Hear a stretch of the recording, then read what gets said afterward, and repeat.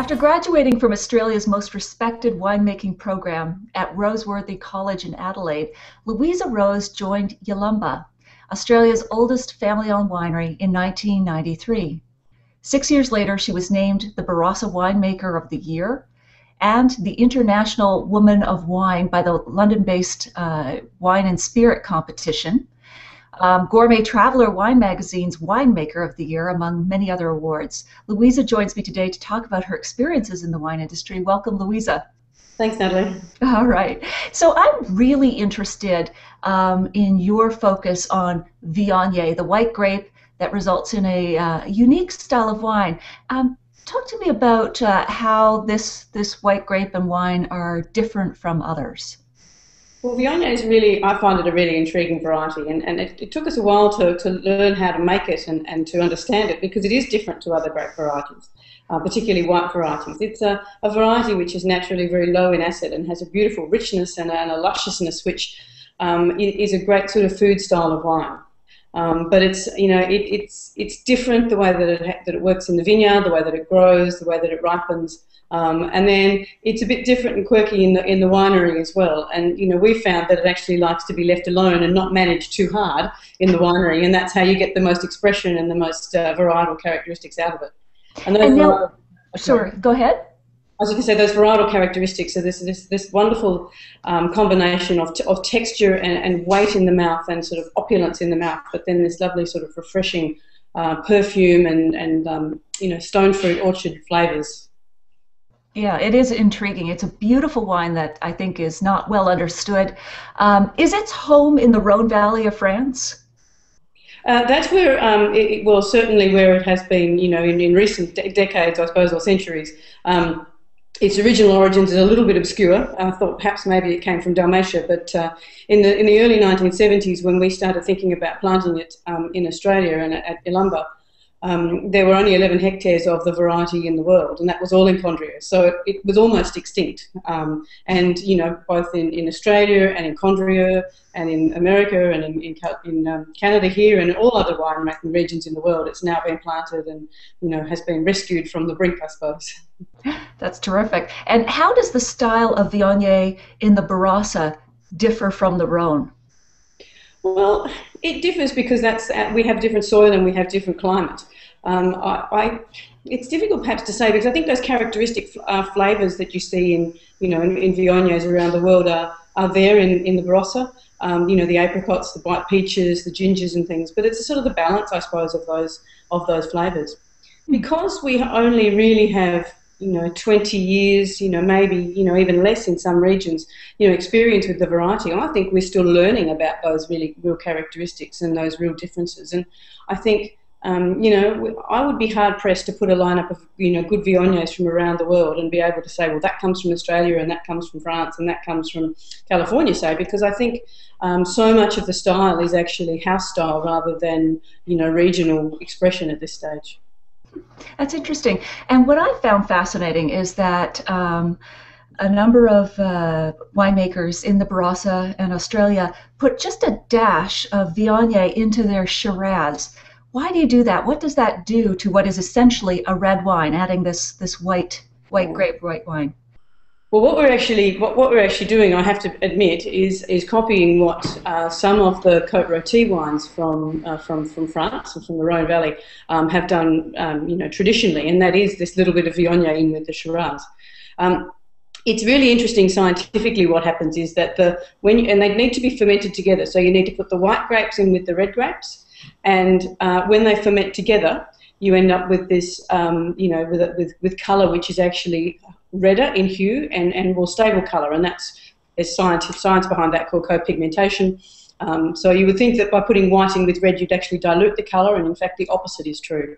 Now in the Barossa, that's a fairly moot point because we have so much colour anyway that we don't need to add to our colour. But what you also get is this lovely sort of lift of not so much the apricots and stone fruit in the wine, but you get the lift of these lovely sort of aromatics that come from the Syrah or Shiraz.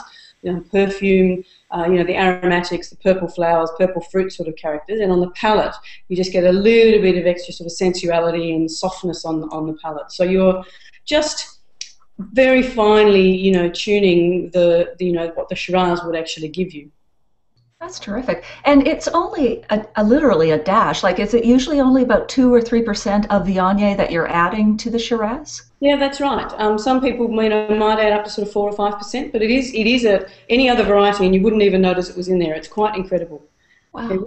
when we first started, the first year we did it, and that's going back to '98 now. We thought, oh well, we didn't know, so we'll put 15% in and see what happens. And it was a very apricotty red wine. That would be a bit bizarre. It was a bit bizarre, yes. And so when we have Viognier as a standalone wine, single varietal, do you have some favorite food matches to pair with that? Oh, I do, and I actually think that Viognier is one of the great wines to pair with almost anything. And I know that sounds, like a good marketing spiel, but because it's low in acidity and it has that beautiful texture and those lovely sort of natural phenolics, it crosses over into the boundary of what people, would normally pair with red wines. So it's a great wine for people that don't like red wine or that, would prefer not to have a red wine, because it's strong enough and textural enough to match with, even with to red meats. But my very favourite match with Viognier is a Moroccan tagine, where you have meats and fruits and the spices and those layers of flavours that you've created in the food, and that's very reminiscent to me of the layers and the complexity that you can find in great Viognier, and they're just a beautiful pairing. Yeah. The other great match with Viognier is anything that's got any mushrooms or truffles or any of that earthiness to the dish, because that's similar to to that earthiness that you can sometimes get in great Viognier. Wow. Yeah, Viognier seems the wine to handle stronger, more aromatic dishes because of its strength of character. And, for those of us who love cuisines from different cultures that may traditionally not have made wine, whether it's Asian or Indian, and I know all those countries are now developing wine industries, but Viognier seems to be a really, it'll meet it head on, so to speak, dance with those dishes. Yeah, I think so. And the only thing I would say about Viognier is if you have a very delicate white fish or something and you really want the hero to be this beautiful piece of fine fish, Viognier is probably a little bit too rich for it. So you need some flavours, some richness or some oiliness in your fish or something, just if you're going to pair it with fish. But other than that, the sky's really the limit with Viognier. And you can finish off with a Viognier and cheese. It's a great combination as well. Wow, Viognier all the way. Now, if you could choose one person, living or dead, to share a glass of perfect Viognier, your best Viognier, who would that be? Oh, wow, that's a good question. The person I've never met is Georges Vernet from Condrieu. He's sort of known sometimes as the Pope of Condrieu. He was one of the great makers of Viognier that did have some of that 11 hectares that was in Condrieu at the time when it was nearly extinct. And I've never met him, but I'd love to meet him and show him some of the wines we make. Terrific. And Condrieu, just for people who may not be aware, Northern Rhone, only white wines, right? That's right, only Viognier. Yeah, so it's a very small appellation. There's about 100 hectares of Viognier now in Condrieu, so it's one of the smaller appellations. Yes, and in the Northern Rhone.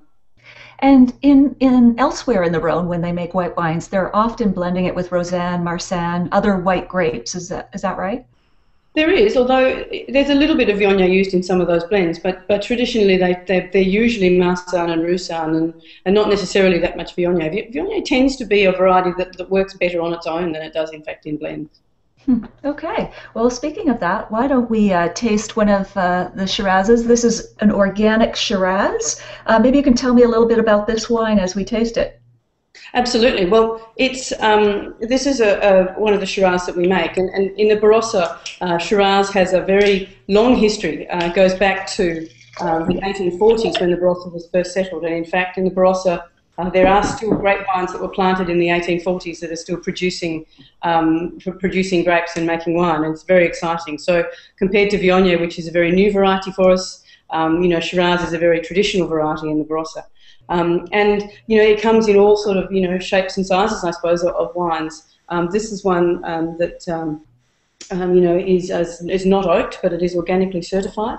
It's got that lovely sort of spiciness and earthiness that you might associate with Australian Shiraz or Shiraz that comes from South Australia, which is in fact where this does come from. It's nice to be able to make an organic wine when you have vineyards that that have been certified organic. It's not to say that the other wines that we make have a lot of chemicals used in them. They don't. But when you have a vineyard that has gone through those sort of rigors of certification, and we are an organically certified winemaker, we can proudly display that on our bottles. Terrific. And does this have some Viognier in it? This particular one doesn't, no, but we do make Shiraz with Viognier in it. At Yalumba as well, we have a number of those wines which are proudly displaying their two varieties. Yeah, you have quite a range of wines. What I find in our local liquor stores is that they start off very reasonably priced and really do over-deliver, I think, for the price point in terms of the quality and taste. Well, we try to.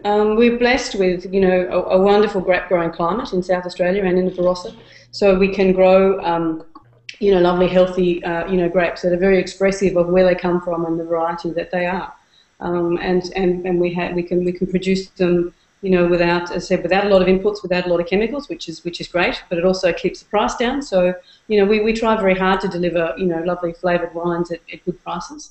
And then we also have, of course, our very special old vine vineyards, which are very low yielding because of their age, very concentrated in their flavours.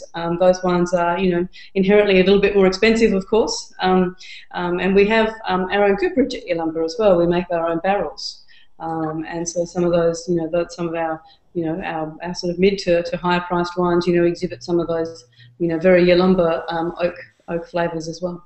Ah, terrific. And are there a couple wines you want to hold up there for us, just so we know some of the other labels to look for in the stores? Okay, I know sure. You've got some bottles there. Yeah, okay, go ahead. Not sure exactly where the camera's gone. There we are. Yeah, I don't know I can see it. This is a pair to the organic Shiraz that we were just tasting then. This is the organic Viognier that we make, and it's one of a range of Viogniers that we make. And they're always, have Yalumba on them, so they're easy to find. And then this wine is an example of the Yalumba Shiraz Viognier. It's got the horse on it. Okay. But it also quite clearly labelled to say that. And that wine has 5% of Viognier in with the Shiraz. Terrific. I find this whole discussion about Viognier fascinating, and I look forward to trying. I want to compare this wine that we were tasting today with one that does have the 5%. Would be kind of a good side-by-side comparison, just to see if I can pick up that. I have felt it before, that sort of floral lift on the mid-palate, but you've given me some homework to do. So thank you, Louisa. It's always fun. It's always fun comparing things, whatever they might be. Absolutely. That's all part of the research. So enjoy the rest of your trip to Canada, and I wish you well. Thank you, Natalie. I've always loved being in Canada. Terrific. Thanks.